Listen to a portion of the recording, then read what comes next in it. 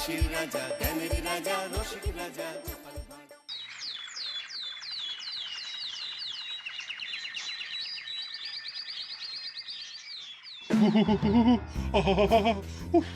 এখনো জ্বলছে।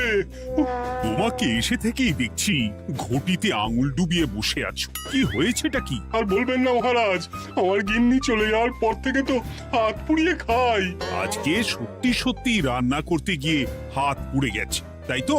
হ্যাঁ মহারাজ, আপনি একদম ঠিক ধরেছেন। বেশ, বুঝলাম, কিন্তু এখনো গোপাল এলো না। মহারাজ, আপনার জন্য একটা পত্র এসেছে। কই কই দেখি।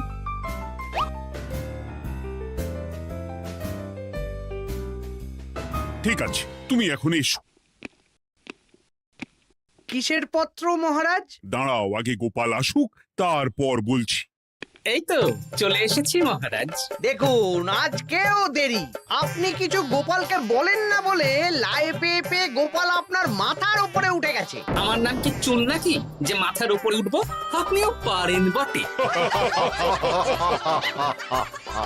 আমার নিজেরটাকেই চুল নেই। বাদ দাও, শোনো, আমি একটা নিমন্ত্রণ পত্র পেয়েছি। পাহাড়পুর রাজ্যের জমিদার বল্লভ নারায়ণ আমাকে নিমন্ত্রণ করেছেন। এ তো বেশ সুসংবাদ মহারাজ।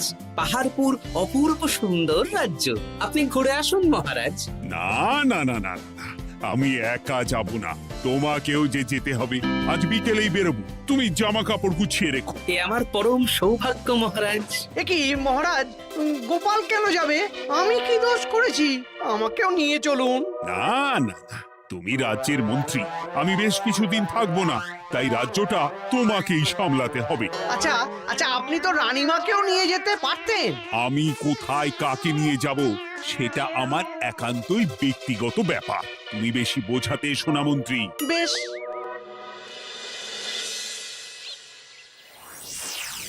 গোপাল গোপাল আর গোপাল, এই গোপালের জন্যে আমাদের কপালটাই মন্দ থেকে গেল।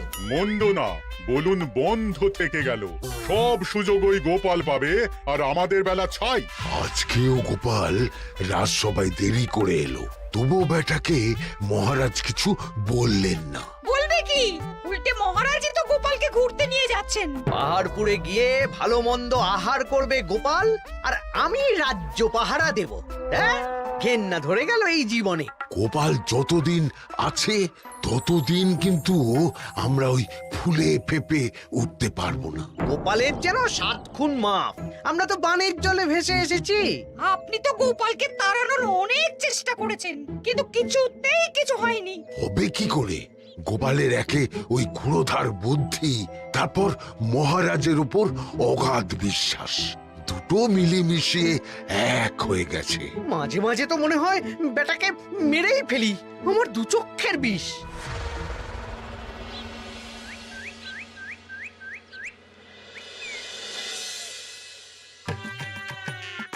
বলছি গিন্নি, কি এত তুমি পোটলায় বাঁধছো বলো তো? এত দূরের রাস্তা, তাই শুকনো খাবার ভালো করে বেঁধে দিচ্ছি। হ্যাঁ, তা কি কি দিয়েছো শুনি? ভিজে চিড়ে দিয়েছি, মুড়ি, নারকোল কুচো, চিনি দিয়েছি। হ্যাঁ, ব্যাস, আর কিচ্ছু দিতে হবে না। আমার সাথে তো মহারাজও যাচ্ছেন। আমি একটু বেশি করে দিয়েছি গো। দূর, সে কথা বলিনি। মহারাজ যাচ্ছেন তো, তাই মহারাজও নিশ্চয়ই রাজবাড়ি থেকে ভালো মন্দ খাবার নিয়ে আসবেন। যে যার নিজের তালে থাকে। কি আর করবো গিন্নি, উদরকে আদর করে যা সুখ তার অন্য কিছুতে নেই। বেশ বেশ, সাবধানে যেও। হ্যাঁ, তুমিও সাবধানে থেকো কিন্তু। আর নাতনি নাতনিগুলো এলে তাদের জানিয়ে দিও যে দাদু বেশ কিছুদিন থাকবে না। ঠিক আছে গো, ঠিক আছে। সাবধানে যাবেন মহারাজ।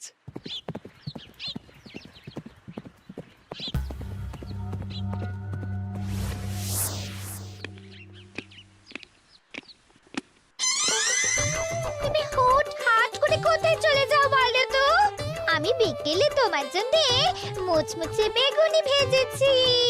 সে ঠিক আছে, কিন্তু তোমাকে এখন রান্নাঘরে থাকলে হবে না গিন্নি।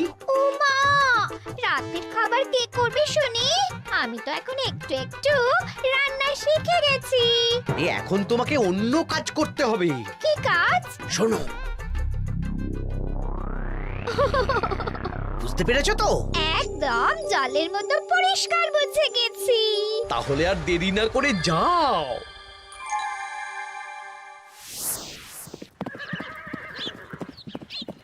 মহারাজ একটা কথা বলতে পারি? বলো গোপাল। আমরা পাহাড়পুর জমিদার বাড়িতে যাচ্ছি কেন? তুমি তো জানো আমাদের সেনাপতি এখন একা একাই নিজের সংসার সামলায়। হ্যাঁ, ওই ঘটনার পর থেকে তো সেনাপতির জন্য ভালো পাত্রীও পাওয়া যায়নি। পাহাড়পুরের জমিদার বল্লভ নারায়ণের একমাত্র কন্যা এখন বিবাহযোগ্যা, তাই আমি আর তুমি দেখতে যাচ্ছি। সেনাপতিকেও সাথে নিয়ে গেলে হতো। না, আগে আমরা যাব, মেয়েটা কেমন সেটা বিচার বিবেচনা করে ফিরে আসবো। তারপর যদি সেনাপতি রাজি হয় তখন আমরা বাকি ব্যবস্থার দিকে এগোবো, তাই তো? একদম তাই। আর তোমার চেয়ে ভালো মানুষ চেনার ক্ষমতা আমার জানা আর কেউ নেই, সেই জন্যই তো তোমাকে নিয়ে এলাম। এ আমার পরম সৌভাগ্য মহারাজ।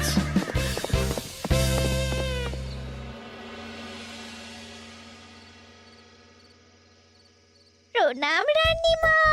আরে মন্ত্রী গিন্নি যে, বলো বলো। এই কিছু বেগুনি ভেজেছি, তাই আপনার জন্য নিয়ে এলাম রানীমা। সরলা, তুমি ওটা রান্নাঘরে নিয়ে যাও। আচ্ছা রানীমা। মা, এই গয়নাটা পরে কি সুন্দর লাগছে আপনাকে। নতুন নিলেন? না না, বছরখানেক আগে বিবাহ বার্ষিকীতে মহারাজ গড়িয়ে দিয়েছিলেন। একটা কথা বলবো রানীমা? বলো না, কি বলবে? আমার মনে হয় আপনাকে আমাদের মহারাজ না আর আগের মতন ভালোবাসেন না। এই কি কথা বলছো তুমি? খোলা চোখে যা মনে হয় তাই বলেছে রানীমা।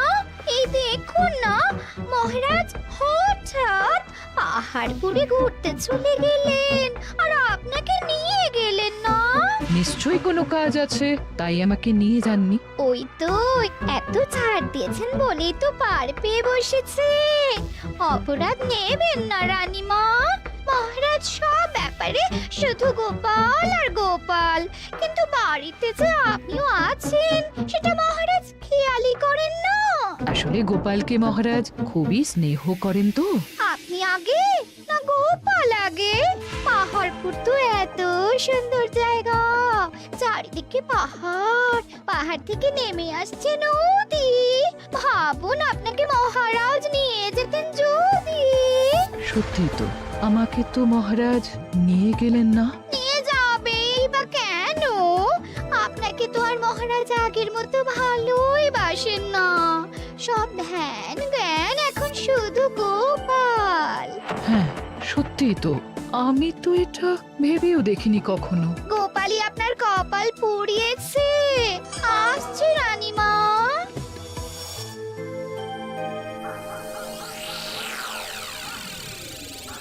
কি গো গিন্নি, আমি যেমন যেমন বলেছি তুমি তেমন তেমন রানীমাকে বুঝিয়েছো তো? হ্যাঁ হ্যাঁ, আমি একেবারে এমন ভাবে কানে পুষ্পন্ত ঢেলেছি, রানীমার কান মাথা সব সব ভরে গেছে। এবার শুধু মাঝে মাঝে ইন্ধন জুগিয়ে যেতে হবে, বুঝলে? তারপরে তোমার পথের কাঁটা ফাঁকা হয়ে যাবে। আর একবার গোপাল সরে গেলেই আর কোনো চিন্তা নেই। দু হাত ভরে রোজগার করবে গো।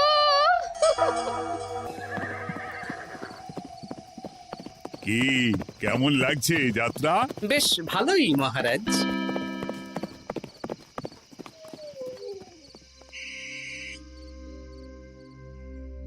রানীমা, খাবার কি আমি এই ঘরে নিয়ে আসবো? না, আজ আমি কিচ্ছু খাবো না, কিচ্ছু না, খিদে নেই, যাও। এ কি রানীমা, আপনি তো সেই দুপুরের পর কিছুই খাননি। তোমাকে একবার কিছু বললে তুমি বুঝতে পারো না? বলেছি তো আমার খিদে নেই, আমাকে বিরক্ত করো না, যাও।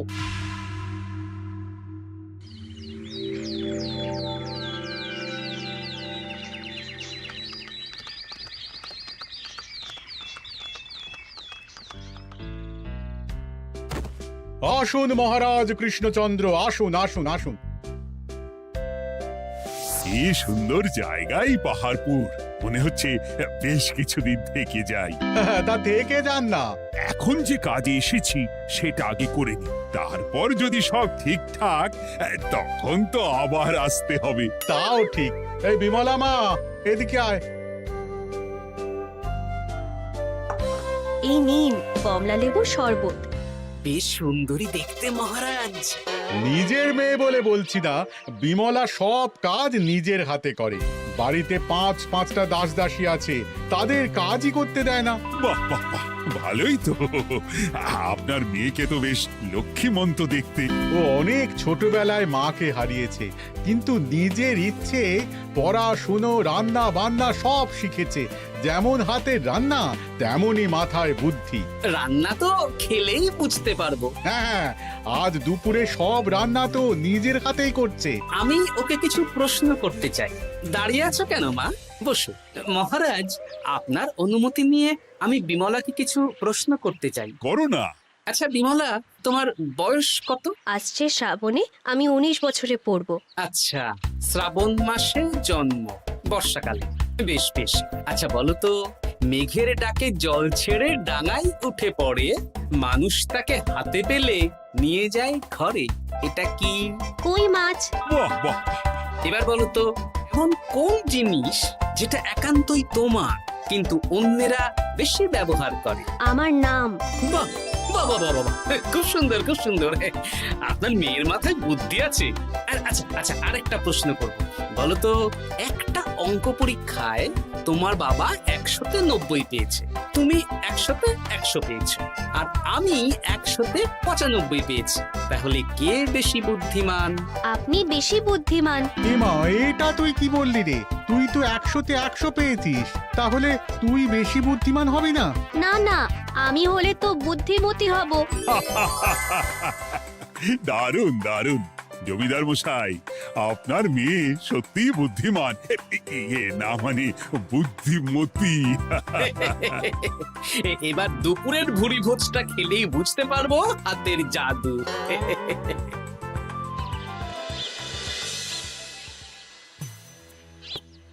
রানীমা, বেলা হয়ে গেছে, এভাবে না খেয়ে থাকবেন না, আপনার শরীর খারাপ করবে। তোমাদের মহারাজ আসুক, তারপরে খাবো।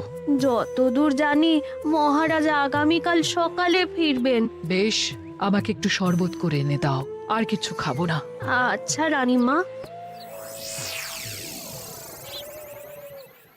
বুঝলি, আজ পুকুর ঘাটে গিয়ে যা শুনলাম না। কি শুনলে? রানীমা গতকাল বিকেল থেকে কিচ্ছু খাচ্ছেন না, মহারাজের ওপর রাগ করে। এখন রানীমার রাগ, এরপর ভাগ গোপাল ভাগ।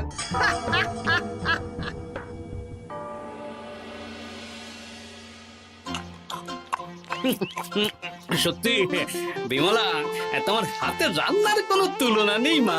আমাদের সেনাপতি তাহলে আর হাত পুড়িয়ে রান্না করবে না বলছো?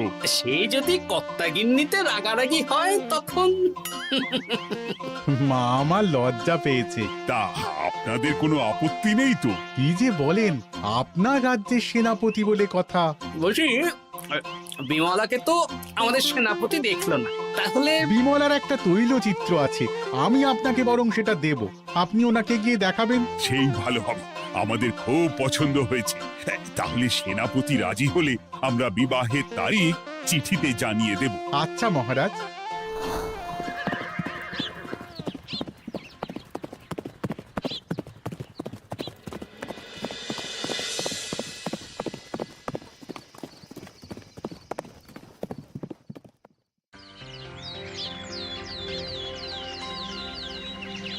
মহারাজ, আমি তাহলে আসি।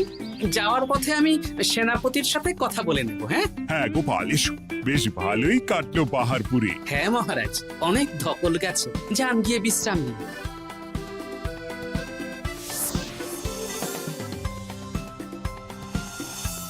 কি সেনাপতি, পছন্দ তো? হ্যাঁ, খুব পছন্দ হয়েছে গোপাল। তোমার চোখ তো দেখছি একেবারে জহুরির চোখ।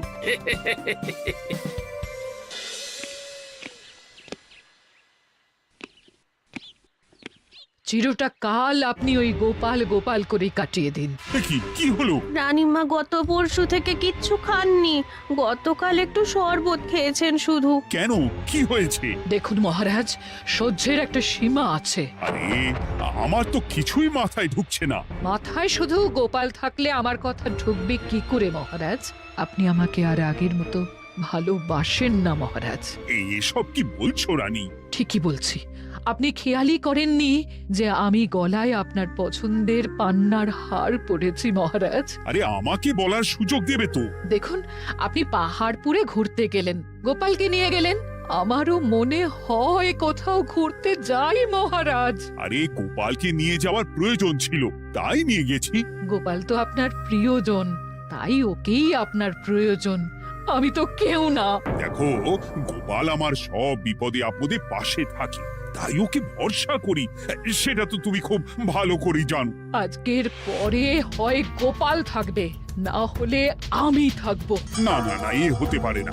গোপালকে আমি সরাতে পারবো না, আর কাউকে সরানোর জন্য কোনো কারণ তো চাই। আর কারণ যদি আমি দিয়ে দিই? কি কারণ? আপনি গোপালকে বলবেন আমার সাথে আপনার ঝগড়া হয়েছে। বেশ, তাতে কি?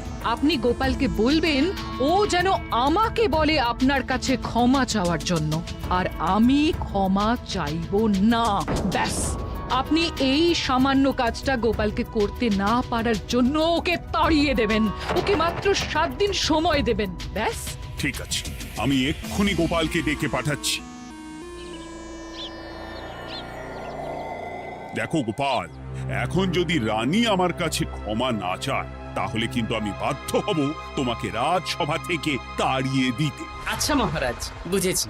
রানীমা আপনার কাছে ক্ষমা চাইবেন, কিন্তু তার জন্য আপনাকে আমার কথা মতো কিছু কাজ করতে হবে মহারাজ। কি কাজ বলো? বুঝেছেন? হ্যাঁ। না গোপাল, আমি মহারাজের কাছে ক্ষমা চাইতে পারবো না। দেখুন রানীমা, আমার মনে হয় আপনার ক্ষমা চাওয়াই উচিত। পুরুষ মানুষের মন বলে কথা, যদি বেশি দিন আপনি মহারাজের সাথে এরকম তিক্ত সম্পর্ক রাখেন, তাহলে কিন্তু মহারাজের মন অন্যদিকেও চলে যেতে পারে। এমনিতেও কি গোপাল? কিছু না রানীমা, শুধু এটুকু জেনে রাখুন, রাজবাড়ির মাঠে বাঁশ বাঁধা হবে। মানে কেন?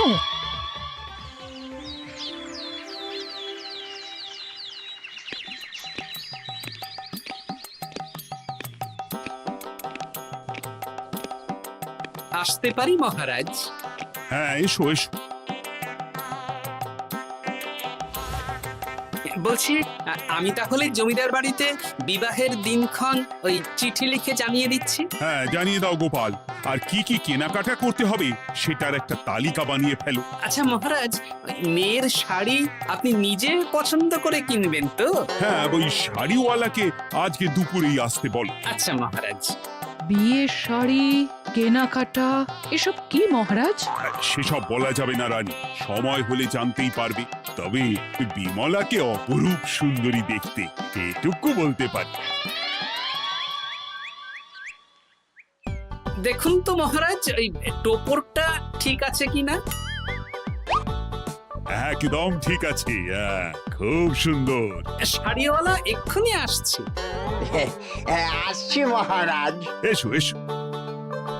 কার জন্য শাড়ি লাগবে মহারাজ? রানীমার জন্য? না না, বিমলার জন্যে। বিমলাকে?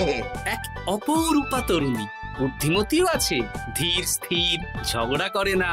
বেশ, অনেক হয়েছে মহারাজ। দোহাই আপনার, আপনি দ্বিতীয় বিয়ে করবেন না। আমি ক্ষমা চাইছি। কি বলছো রানী? আমি বুঝতে পেরেছি, আমি আপনাকে গোপালের নামে 2-4 কথা শুনিয়েছি বলে আপনি বিয়ে করতে চলেছেন। আমি আর রাগারাগি করব না, আমাকে ক্ষমা করুন। ব্যাস, রানীমা ক্ষমা চেয়ে নিয়েছেন, মানে আমার চাকরিটা থাকছে। হ্যাঁ গোপাল, হ্যাঁ, দোহাই তোমার, মহারাজকে বিপথে চালিত করো না। আরে দূর, আমি বিয়ে করছি নাকি? বিয়ে তো হবে সেনাপতির। ওর জন্যই তো পাত্রী দেখতে পাহাড়পুরে গেছিলাম, গোপাল আর আমি। তার মানে মন্ত্রীর বউ আমাকে ভুল বোঝালো? আবার মন্ত্রীর কোনো ষড়যন্ত্র হবে, ওকে না নিয়ে গিয়ে গোপালকে নিয়ে গেলাম বলে।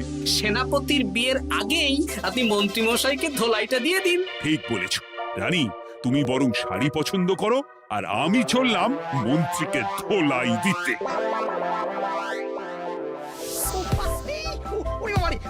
তুমি এত নীচ, হ্যাঁ?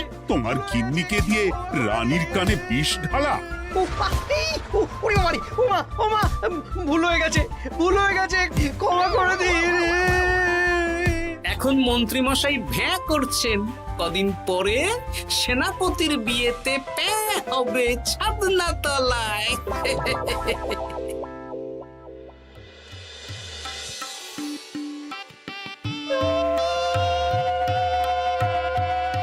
এবার মালা বদল হবে। এবার বুঝবে মালার কি জ্বালা। কি বললে? হ্যাঁ,